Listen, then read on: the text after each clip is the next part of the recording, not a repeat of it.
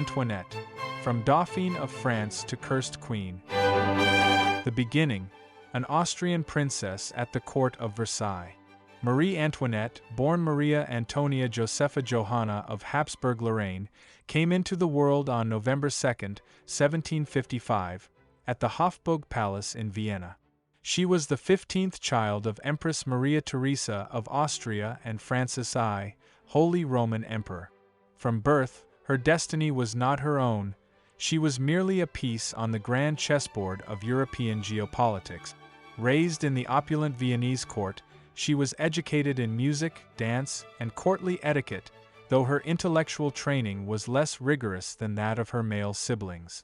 However, she possessed a natural charm, an innate grace, and a vivacious spirit that made her stand out. At the age of 14, she was betrothed to Louis Auguste, the future Louis XVI of France, as part of a strategic alliance between the Habsburgs and the Bourbons. In 1770, at just 15 years old, she left her home forever and embarked on the journey to France. Her wedding ceremony at Versailles was a spectacle of opulence, yet it also marked the beginning of a tragic fate. The young princess, now the Dauphine of France, had to win over a ruthless court, an indifferent husband, and a people who would never fully accept her. A queen between luxury and loneliness. In 1774, following the death of Louis XV, her husband ascended the throne as Louis XVI, making Marie Antoinette the Queen of France at just 18. Young, beautiful, and carefree, she quickly became the center of courtly life. She sought refuge in fashion, theater, and extravagant parties as a way to escape the pressures of court protocol and a marriage that took years to be consummated. Her inner circle consisted of courtiers and nobles who encouraged her penchant for pleasure, further fueling her image as a frivolous and capricious queen. However, the Marie Antoinette of the infamous Black Legend is not the whole truth. While she undoubtedly enjoyed luxury, she was not the reckless spendthrift that revolutionary propaganda would later portray. Many of the lavish expenses at court were entrenched traditions imposed by the rigid system of Versailles, and France's financial crises had far deeper roots than her wardrobe. Nevertheless, in times of hunger and discontent, a queen who played shepherdess at the Petit Trianon and hosted extravagant balls became an easy target for public outrage. In 1778, after years of speculation about her fertility, Marie Antoinette gave birth to her first daughter, Marie Therese, followed by Louis Joseph in 1781 and the future Dauphin, Louis Charles, in 1785. Motherhood transformed her. She distanced herself from the lavish court festivities and devoted herself more to her children, though this was not enough to redeem her public image. In an attempt to exert greater control over her life, she became increasingly involved in politics, particularly in defending Austrian interests, only further fueling the resentment against her. At court, her enemies scornfully called her l'Autrichienne, the Austrian woman, a name that carried a double insult, hinting at both her foreign origins and a perceived betrayal. Chienne also means bitch in French. As France's economic crisis worsened, the press accused her of everything: squandering fortunes on dresses and jewels, manipulating her husband, surrounding herself with lovers, and even conspiring against the country. In this atmosphere of growing hatred, the affair of the diamond necklace in 1785 became one of the most devastating blows to Marie Antoinette's reputation, despite the fact that she had no real involvement in the fraud. The scandal erupted at a time when the monarchy was already seen as a symbol of excess, and the Queen became the perfect target for the people's wrath. It all started with an exceptionally luxurious diamond necklace, originally commissioned by King Louis XV for his mistress, Madame du Barry.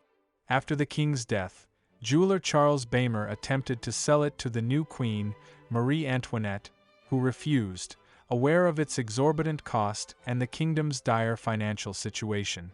However, a group of con artists saw an opportunity to exploit the queen's name for their own gain. The deception unfolds. An ambitious courtesan, Jean de la Motte orchestrated an elaborate scheme to deceive Cardinal de Rohan, an influential clergyman desperate to regain the Queen's favor. Jean convinced the Cardinal that she had secret access to Marie Antoinette and that, through him, the Queen wished to purchase the necklace discreetly. To strengthen the illusion, she even arranged a clandestine nighttime meeting in the gardens of Versailles, where a woman disguised as the Queen played the role. Believing he was helping the Queen and securing his return to royal favor, the Cardinal acted as an intermediary and facilitated the necklace's acquisition. However, instead of reaching Marie Antoinette, the diamonds were stolen and sold by Jean and her accomplices, a scandal of public proportions. When the fraud was uncovered, Versailles was rocked by the scandal. Cardinal de Rohan was arrested in public at the palace, turning the affair into a major political crisis. Although Marie Antoinette had nothing to do with the deception, her name was at the center of the scandal, and public opinion condemned her without evidence. Satirical pamphlets and revolutionary propaganda exploited the story, portraying it as further proof of the Queen's frivolity and corruption. The people, already embittered by economic hardship, did not see the case as a fraud against the monarchy but as yet another example of Marie Antoinette's extravagance, branding her Madame Deficit. The trial ended with Cardinal de Rohan's acquittal, a verdict widely perceived as a humiliation for the Queen. Jean de la Motte was convicted, but in the eyes of the public, Marie Antoinette remained the villain. The truth no longer mattered. The damage to her reputation was irreversible. More than any other accusation, this scandal solidified Marie Antoinette's image as a queen indifferent to the suffering of her people, though the reality was far more complex. Just 4 years later, the French Revolution would erupt, sealing her fate.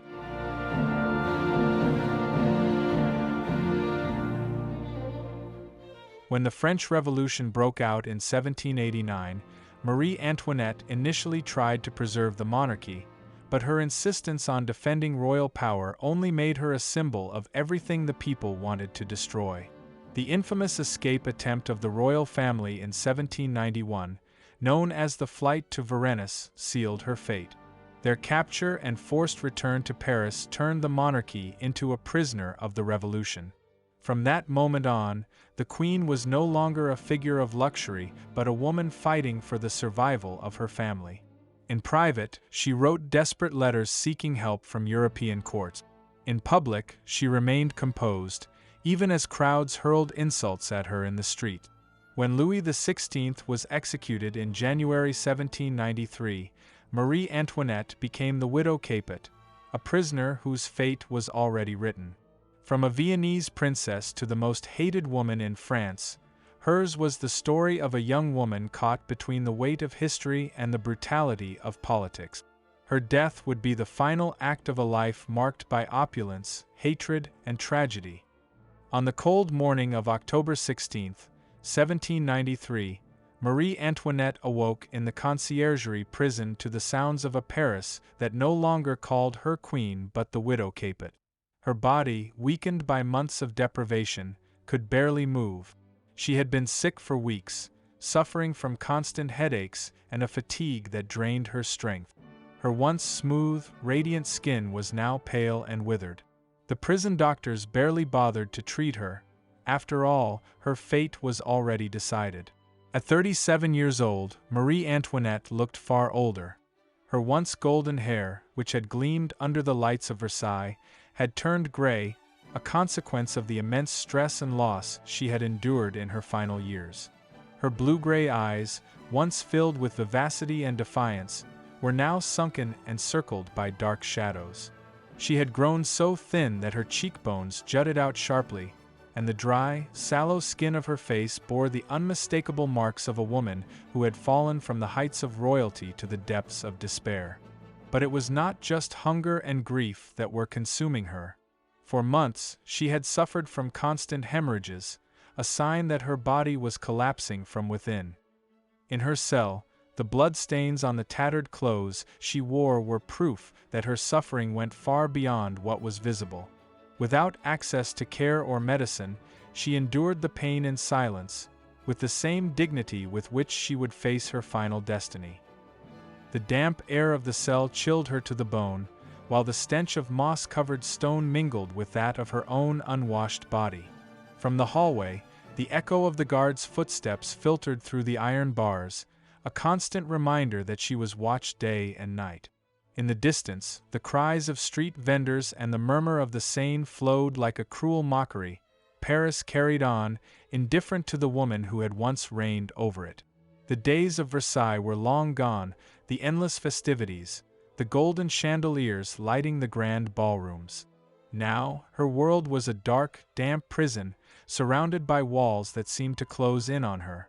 The splendor of the monarchy was nothing but a distant echo, drowned out by the cries of a revolution that demanded blood to cement its power.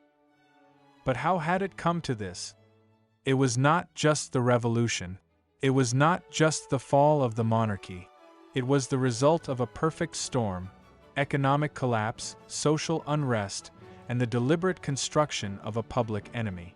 And it was also the obsessive determination of one man, Maximilien Robespierre. From the beginning, the hatred toward Marie Antoinette was not merely political, it was deeply misogynistic. While Louis XVI was tried for treason, she was turned into a symbol of moral decadence and corruption.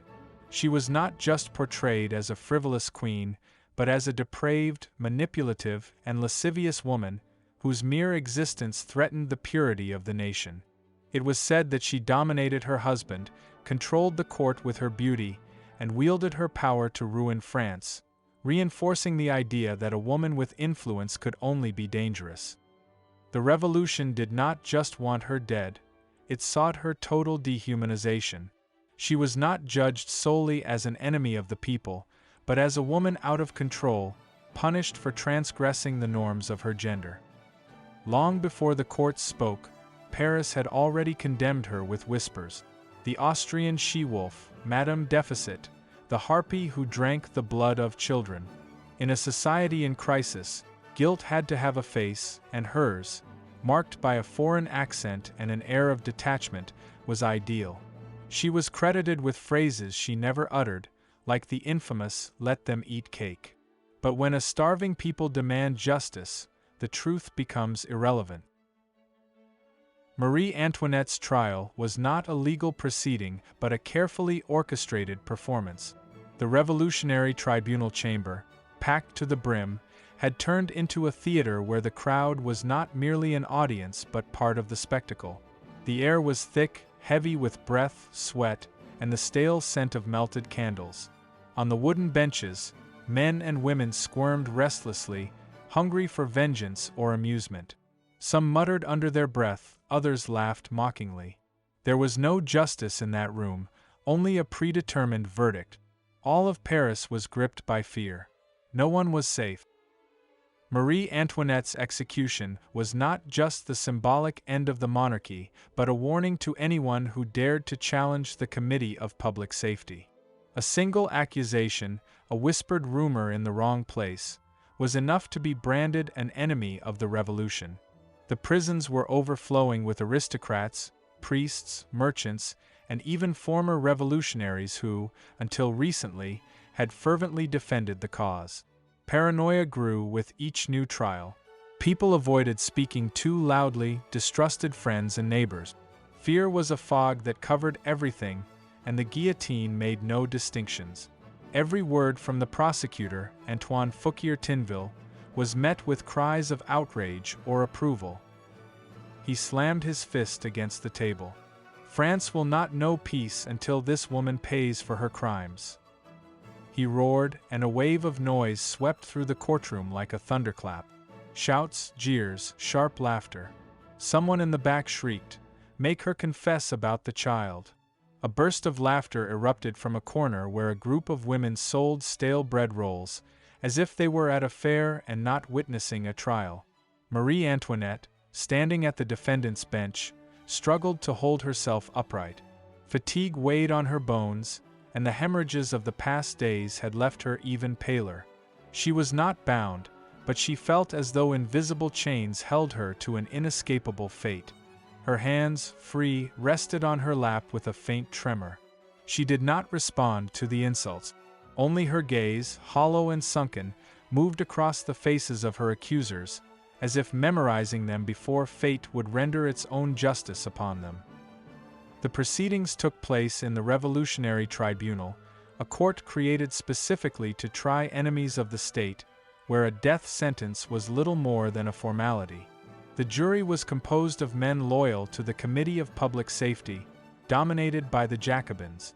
Among them stood figures like Fouquier Tinville, a fervent advocate of the Reign of Terror, who ensured that the trial left no room for acquittal.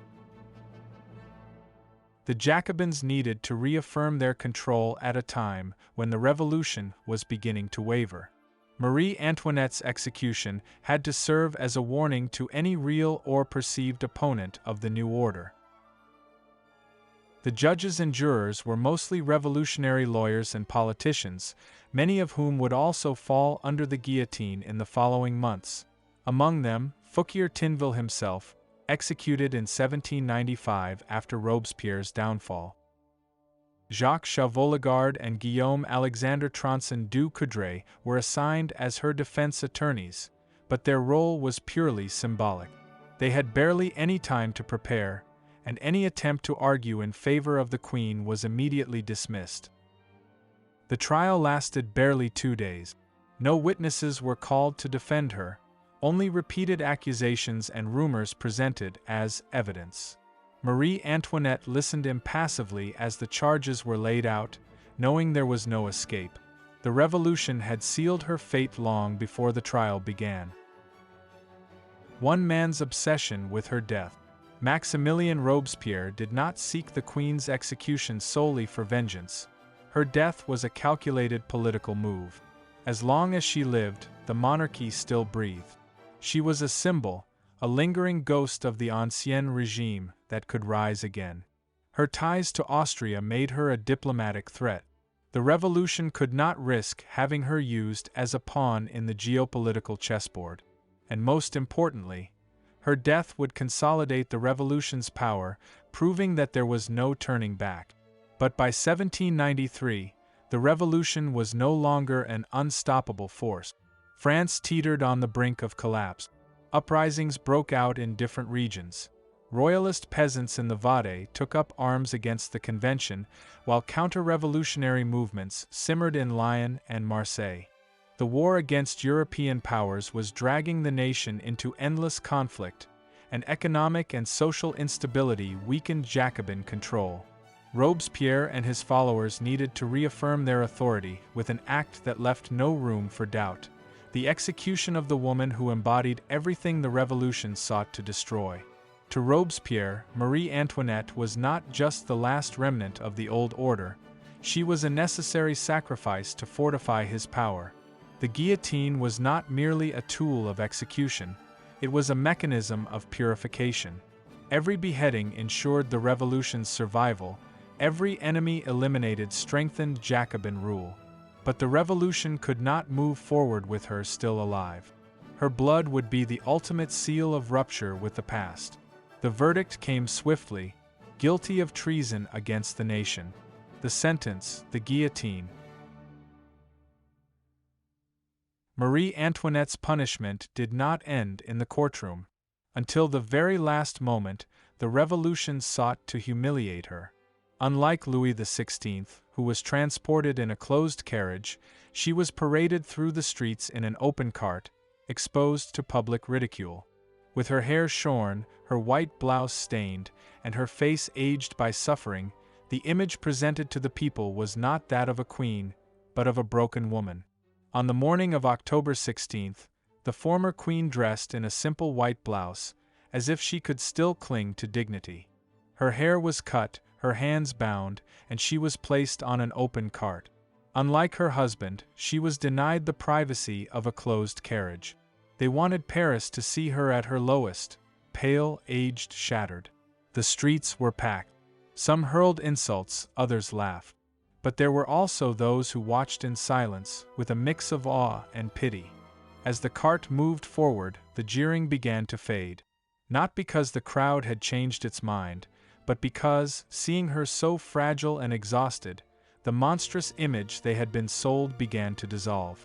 On her way to the Place de la Révolution, the people who once hated her started to see something beyond a symbol of opulence, a victim of the same system that devoured everyone indiscriminately. When she arrived at the scaffold, a brief silence fell. For the first time in a long time, the People's Tribunal had no words. She climbed the steps without hesitation. She did not plead for mercy. She did not beg for her life. Only the whisper of the wind through the wooden planks and the hushed murmurs of some spectators accompanied her final steps. It is said that, upon accidentally stepping on the executioner's foot, she whispered with the grace of a queen, "Pardon me, sir, I did not do it on purpose." Moments later, the blade fell. For an instant, there was nothing, a brief void in which even the crowd did not know how to react.